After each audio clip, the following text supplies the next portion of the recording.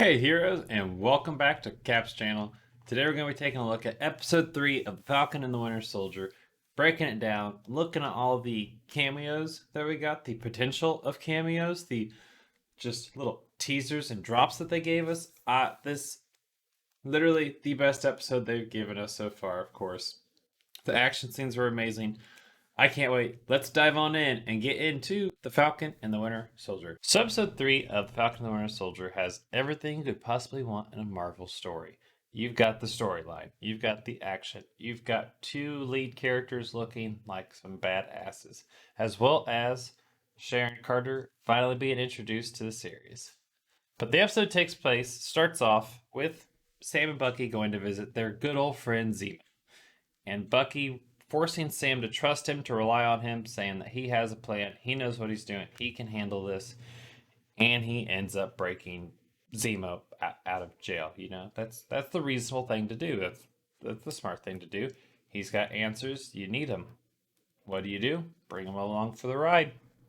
So they bring him along, and we get our first looks at Baron's mask, which looks absolutely amazing. I'm so excited that they did it justice. Looks good, and excited for him to be wearing that a whole lot more often.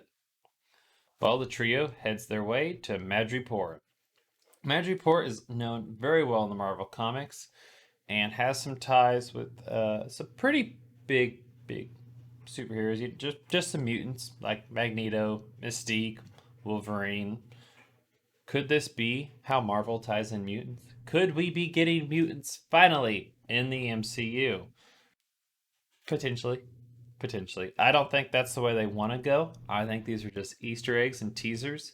Um, so in the comics, Magneto makes an X mansion in Madripoor when he escapes to make it like a safe haven for displaced X-Men. Mystique also travels to Madripoor because she wants to feel safe. Madripoor is basically a safe haven for pirates, people hunted by the law, which is how Sharon Carter ended up in Madripoor. Can't be extradited in Madripoor. But Wolverine is really the well-known mutant that kind of hangs out in Madripoor, and it's because he owns a bar there called the Princess Bar. And if you watch Falcon and Winter Soldier, when Sam's kind of like walking through and you see him looking at all the different signs, one sign does pop up, and it is the sign for the Princess Bar. Madripoor is also the place where Captain America and Wolverine first met back in World War II and teamed up. There's a lot of potential here. We could be getting mutants, but it depends on how much of a factor Madripoor will be later in the series. I think it could have just been a one-off. However, we still have to introduce Power Broker, but Power Broker may come somewhere else because he's always watching. Kind of like the slug from Monsters Inc. But Madripoor, if it doesn't continue to be mentioned and utilized, I think mutants are not coming, unfortunately. And the other thing with Madripoor is it's actually located on the back of a dragon in the comics, which has ties to the Hand. And I know we have Daredevil reportedly coming to the MCU. I mean, we have the Hand now. Could we get some Fin Fang Foom action? We got the 10 Rings coming with Shang-Chi. There's a lot of potential and Easter eggs that could just be teasers. I mean, we saw that in WandaVision, the cameo, the amount of potential that Quicksilver could be back, that mutants could be popping in, that Scarlet Witch was a mutant all along.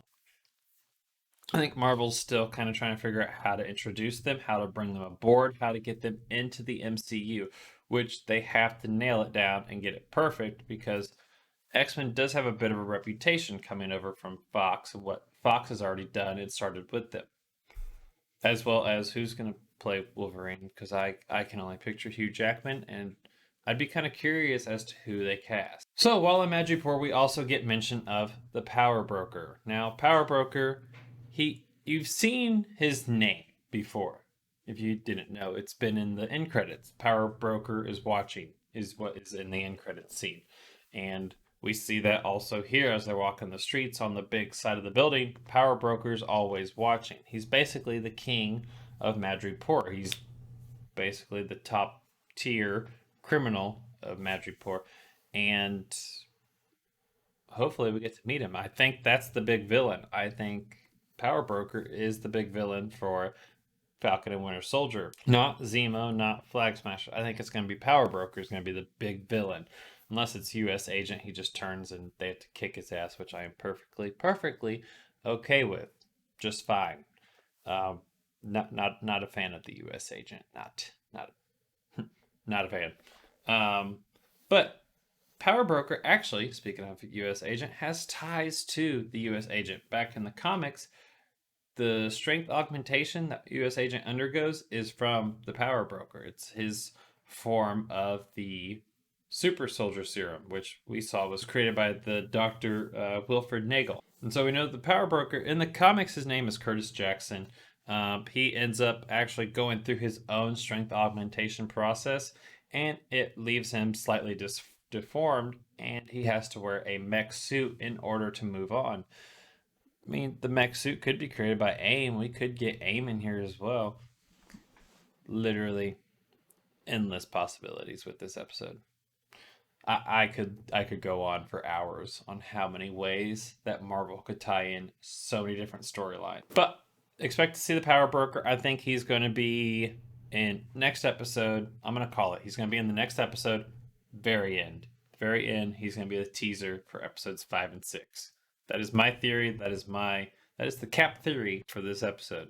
Speaking of the U.S. Agent, one thing I overlooked was at the very beginning we actually saw the U.S. Agent storming a German outpost that was holding Carly at one point, kind of gave them shelter for a little bit. And we really saw like a more ruthless side to U.S. Agent, more of an agent over Captain America over a soldier. I know I keep calling him U.S. Agent. I know he's Captain America, but I can't call him that. He's U.S. Agent to me. Or John Walker. I'll call him John Walker. But yeah, no.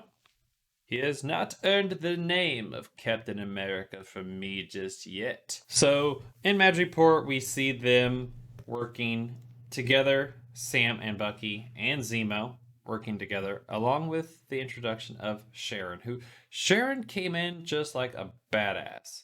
And we see more of how the blip affected people in more of a negative manner rather than a positive manner. I mean, positive obviously is bringing everybody back. However, no one really thinks about the negative because the positives always outweigh the negative. So we see another way of how the blip kind of affected people, forced people to live a different lifestyle that they're used to, and stay on the run in Sharon Carter's case. I mean, she moved to Madripoor because you don't get extradited in Madripoor, and the U.S. will arrest her as soon as she hits soil. However, when they're on the run in Madripoor, she takes on all the headhunters pretty single-handedly and just kicks all of their ass. It's very impressive. I think it's a great way to introduce her. It's a great way to show her off again, show that she has more skills and that we could be seeing her a whole lot more often, and she could be sticking around with Falcon and Winter Soldier. So finally they leave Madripoor, and it takes us to the very end of the show. So at the very end we see Bucky kind of walking with them, and all of a sudden he wants to take a walk, and he kind of wanders off as Sam and Zemo go into the building, and he picks up this ball, and you notice it right away. If you've seen Black Panther, if you know Wakanda, you know that ball is a Wakandan ball, and it's part of the bracelet. Well, he follows down this alleyway, and we meet our very first Wakandan of Phase 4, which is be very interesting how they go from here, knowing that unfortunately Chadwick Boseman is no longer with us. How they will use Black Panther, who will take up being Black Panther, is still a mystery. I know a lot of people want it to be Shuri. I want it to be Shuri. I really hope that that's what happens, because she's a badass. I like her smart mouth. Her character's great. I think it'd be a good fit, plus a little comedic relief. Not bad at all, anytime. But we see this woman, she's got the Wakandan bracelet, the balls that they use for identification for all their tech and gadgets.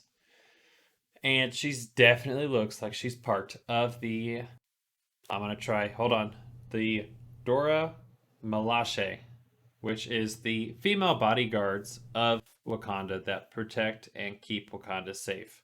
Everyone knows about Wakanda after Infinity War and Endgame. They pretty much opened up, well, after Black Panther, I guess, because they pretty much opened up and started sharing their knowledge, their tech, their information that they have and giving it to the world. This is huge. This is our first Wakanda to Phase 4. It's another tie-in. It's another person that could be tagging along or be a thorn in the side for Bucky and Sam because Zima's not a good guy. They're working with Zima just because he can get them what they need. The information, the super soldiers here, get this stuff off the streets and out of the hands of the Flag Smashers. Not to mention how to tie in Black Panther and Wakanda into this new Phase 4 of Marvel. So all of this information leads us to the very end and makes us wonder what is in store for next week. What will Sam, Bucky, and Zemo do next? Where did Sharon Carter go when she got in that car? Flag Smashers are getting more radical. How far are they willing to go to make sure that they make a more equal world in their minds? And will we get our first looks at Power Broker? And is he going to get a mech suit? Because I really hope he gets a mech suit because I think that'd be cool as hell. And also, how many times will US Agent get his ass kicked next episode?